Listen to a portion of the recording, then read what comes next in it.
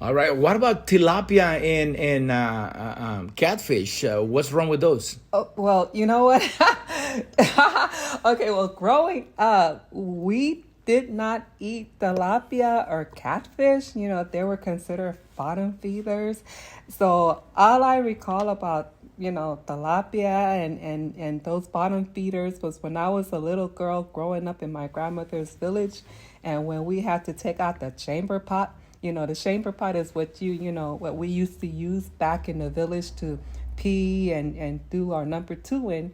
And what I remember when we would go and empty the chamber pot out with my grandmother, you would just see like the tilapia jumping up and catching whatever was inside the chamber pot. So, And the catfish. and the catfish. So those are the things that I remember about tilapia and catfish. So that's why I don't eat it. I know it's a popular fish here in the United States and they're farmed and all that kind of stuff.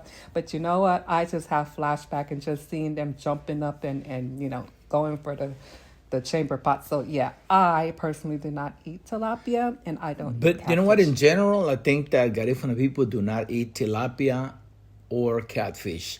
I've seen Americans eat it a lot, and a lot of the Latinos eat it a lot. But tilapia, basically, the concerns are over farming practices. Much of the tilapia is consumed, especially imported from China, and is farm raised under crowded and sometimes unsanitary conditions. That's one of the things that they report, right? And then the catfish is probably similar. It has some potential dangers and health risks to be aware of, like omega-6 fatty acids and inflammation. Catfish contains omega-6 fatty acids, which, when consumed in excess, can promote inflammation. And it's heavy on mercury and heavy metal contamination as well. So please, if you have a choice, do not eat tilapia or catfish.